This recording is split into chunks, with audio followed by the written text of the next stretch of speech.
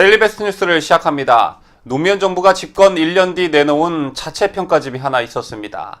1년간 비판받던 10대 쟁점을 제시하고 자답하는 형식이었는데 대한민국은 뚜벅뚜벅 앞으로 가고 있습니다. 라는 제목의 평가집에서 여기저기서 두들겨 맞았지만 노무현은 선방했다고 주장했습니다. 하지만 당시 좌파 언론조차 청와대에 딱한 자화자찬이라고 비아냥거렸습니다. 그리고 시간이 흘러 노무현을 계승하겠다는 문재인 정부의 1년 평가집도 노무현처럼 쓸데없이 당당하기만 했습니다. 11년 만에 남북 정상회담 소식으로 시작하는 평가집을 보면 곧 통일이 이루어지고 모두 잘 먹고 잘 사게 될 것 같은 느낌을 주고 있었습니다. 문재인 정부 1년 국민께 보고드립니다 라는 제목의 평가집엔 김정은 사진이 문재인과 함께 나란히 실려 남북회담 국민보고대회를 보는 듯한 착각을 불러일으켰었습니다. 그리고 외교, 안보, 복지, 경제 등 35개 국민과의 약속을 모두 잘 지켜냈다고 자랑하고 있었습니다. 그런데 가만 보면 문재인 정부의 5대 국정 목표 중 두 번째 있었던 더불어 잘 사는 경제는 네 번째로 밀려나 있었습니다. 그도 그럴 것이 그간 문재인 정부 출범 이후 국민들의 기억 속에는 북한과 김정은밖에 남아있지 않은 것이 사실입니다. 자, 이게 지루해질 때쯤, 북한발 소식이 뜸할 때쯤, 뭔가 북한 김정은과 일이 잘 안 풀릴 때쯤 양념처럼 써먹던 것이 있긴 있지요. 이명박 박근혜 탓 신나게 하다가 다시 삼성을 비롯한 재벌 기업을 좀 때리다가 자, 이것도 별로 반응이 없으면 5.18 좀 들춰내고 세월호도 가끔 환기시켜주고 이것저것 안 될 것 같으면 반일 감정도 좀 부추겨주면서 꾸역꾸역 2년을 채웠던 문재인 정부였습니다. 제 말이 틀립니까? 그런데 낙제점에 가까운 경제 성적표는 이런 것들로 가린다고 가려질 수가 없습니다. 왜냐하면 국민들의 먹고 사는 문제와 직결되어 있기 때문입니다. 그간 문정권의 제1 업무 지시인 일자리는 최악이었습니다. 문재인 정권 출범 1년 동안 일자리를 늘리겠다고 추경으로 세금 11조 원을 퍼부었지만 실업률은 17년 만에 사상 최고로 치솟았습니다. 매달 30만 명 이상씩 늘던 취업자 수는 10만 명대로 쪼그라들며 일자리 창출 능력은 되레 뚝 떨어졌습니다. 그럼에도 문정권은 또다시 세금에 기대어 일자리를 늘려보겠다고 추경에 목을 맸었습니다.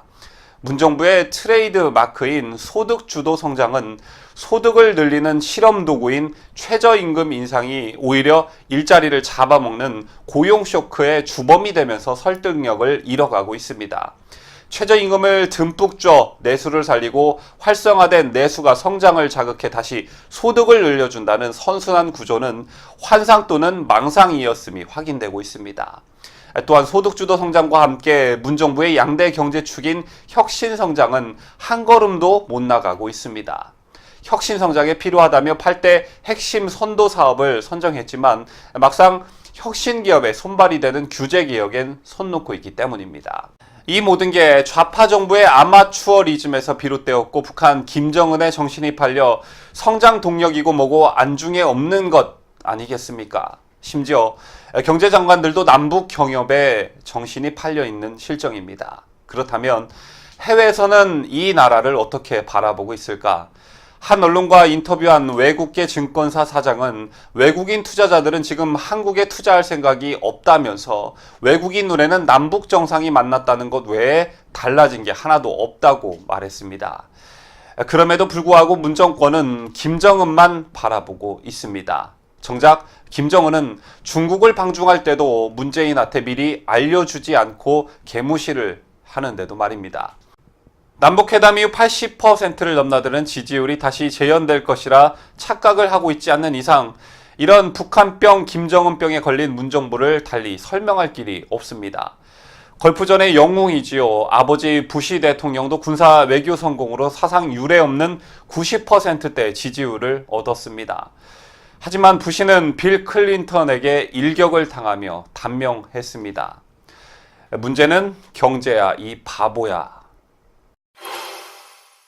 자, 그렇습니다. 2019년을 맞이하는 대한민국의 화두는 북한이 아니라 경제가 되어야 합니다. 그런데 어제 나온 지난해 고용 성적표를 보니 생각보다 상태가 더 심각했습니다. 실제 지난해 취업자 수 증가폭은 9만 7천 명에 그쳐 1년 전에 3분의 1 수준으로 뚝 떨어졌습니다. 그리고 금융위기를 맞았던 2009년 이후 최저치라고 합니다. 작년에 2번이나 낮췄던 목표치 10만 명 달성에도 결국 실패했습니다. 제조업과 최저임금 타격이 컸던 도소매업, 숙박, 음식업 등에서 크게 줄었는데 연령대별로 봐도 상황이 좋지 않습니다. 우리 경제의 허리라고 할 수 있는 30대와 40대 취업자 수도 급감했습니다. 그런데 여기서 문재인 정부의 특기가 나옵니다. 바로 핑계입니다. 인구적인 요인에서 취업자 수 증가를 둔화시키는 데 영향을 준 것 같고요. 들으셨다시피 인구 구조 탓을 하고 자빠져 있는 것인데 하지만 인구 요인을 배제한 고용률도 9년 만에 처음 하락했습니다. 지난해 실업자 수는 107만 3천 명으로 1999년 이후 가장 많았고 실업률은 3.8%로 17년 만에 최고였습니다. 청년층 체감 실업률도 2015년 통계 작성 이후 최고치를 찍었습니다. 이렇게 상황이 참담한데도 청와대의 또 이상한 발언이 국민들의 분통을 사게 하고 있습니다. 그 논란의 주인공은 새로 취임한 노영민 비서실장인데 노 비서실장은 어제 첫 비서실 회의를 주재하고 현안 보고를 받았습니다. 국정기획상황실에서 취업자 증가폭이 9년 만에 최저치를 기록한 연간 고용 동향 지표를 보고하자 노 실장은 취업자 수는 의미가 없다며 고용률을 올리는데 매진하자고 주문한 것으로 알려졌습니다. 그런데 앞서 청와대는 지난해 취업자 증가폭이 15만 명은 돼야 정상적이라고 평가한 바 있습니다. 새로운 이런 노동 공급 구조에서는 약 10만에서 15만 사이면은 정상적인 취업자 증가수가 아니냐 이렇게 보고. 자, 이렇게 진해가 10만 명에서 15만이 정상적인 취업자 증가수라고 해놓고 이제 와서 취업자 수가 의미가 없다라고 말하는 건 상당한 침해성 발언이 아닐 수가 없습니다. 여기다가 노영민은 고용률이 중요하다는 취지로 말을 했는데 이렇게 강조하는 고용률은 지난달 60.3%로 10개월 연속 하락세를 벗어나지 못하고 있습니다. 글로벌 금융위기 시기인 2008년 6월부터 2010년 1월까지 20개월 연속 하락 이후 최장 기간입니다. 연간 고용률도 60.7%로 전년 대비 0.1%포인트 하락했습니다. 연간 고용률이 하락한 것도 2009년 이후 처음입니다. 여러분 이 정부 들어 각종 경제 지표에 대한 뉴스를 들으실 때 10년 만에 최고치, 통계 작성 후 최악 등등 이런 말을 자주 들으셨을 겁니다. 이러다가 올 하반기쯤 가면 아마 조선시대 이후 최고치, 더 나아가 삼국시대 이후 최악 이런 말들이 나오지 않을까 조심스럽게 예측해 봅니다. 뉴스를 마치면서 지난해 언제인가 인터넷 커뮤니티 사이트 등을 중심으로 화제가 되었던 짤이 하나 있습니다. 바로 지금 보시는 사진이 그것인데 국내 한 종편에서 보도한 내용에 따르면 보시는 것과 같이 문재인 정권과 박근혜 정권의 집권 2년차 일자리 성적표를 비교했을 때 무려 100배 차이가 난다라는 것에 놀라움을 금치 못했던 기억이 납니다.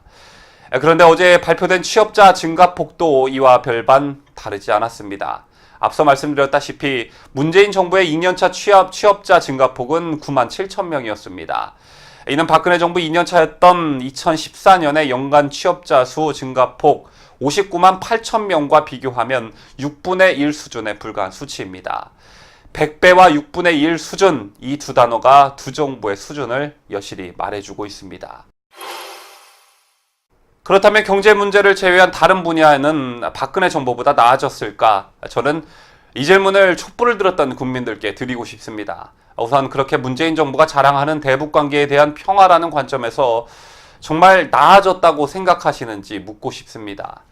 먼저 혹시 당신이 착각을 하고 계신 건 아닌지 고쳐 생각하기를 권유드리고 싶습니다.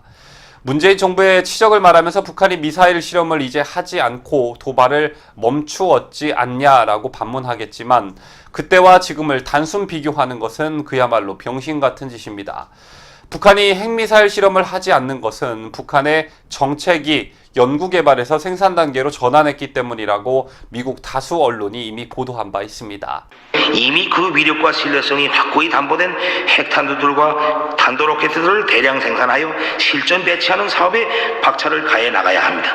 They aren't more capable of delivering a weapon than they were 5 years ago? Of course they are. How much more do they need to test? 자, 그러니까 이런 시간을 벌어준 문재인의 평화 쇼를 비판해야지 이것을 치적이라 생각하면 안 된다라는 얘기입니다. 또한 전 정부보다 한미 동맹이 강화되었다고 볼 수도 없고 청와대 행정관의 호출에 쫄래쫄래 달려나가는 육군 참모총장만 보더라도 작금의 군이 어떤 정신 상태를 가지고 있나를 파악해 볼 수 있습니다. 그리고 사회적 갈등, 좌와 우의 이념적 대립과 진영 간의 싸움, 그리고 성의 갈등과 대립, 가진 자와 못 가진 자의 양극화는 더욱 심화되었고 문정부는 사회적 통합을 이끌기보단 상대 진영 죽이기에 혈안이 돼서 이것이 상대 진영으로 하여금 적개심을 유발하게 만든다는데 토를 달 분들은 없으실 거라 사료됩니다. 또 한 가지 매 정권마다 논란이 되었던 인사와 공직자들의 청렴성과 관련된 사안이 문정부 들어 개선되었다라고 생각하십니까? 문정권 들어 지난 2년간 주요 공직자들에 대한 인사청문회 현장을 유튜브에서 직접 찾아보시기를 바랍니다. 마지막으로 세월호를 기점으로 안전한 나라를 만들겠다던 문정권. 지난 2년을 돌이켜보시기 바랍니다. 2년까지도 갈 것도 없고 최근 일어났던 사건들을 돌이켜보면 수능을 끝낸 남학생 10명이 펜션에 놀러가 불의의 사고를 당했고 KT 아현지사 통신구 화재, 경기 고양시 백성역, 안산시 고잔동, 서울 목동 온수관 파열 사고, KTX 강릉선 탈선, 태안화력발전소 비정규직 직원의 사망사고 등등등 도대체 뭐가 안전한 나라가 되었는지 도통 모르겠습니다. 이런 문재인 정권을 바라보면서 촛불을 들었던 국민 여러분께서는 내가 왜 무엇을 위해 촛불을 들었나에 대해 성찰하고 반성해 보시기를 바랍니다. 당신들이 광화문에서 촛불을 들었을 때 멀지 않은 곳에서 태극기를 들었던 한 사람으로서 드리는 고언입니다.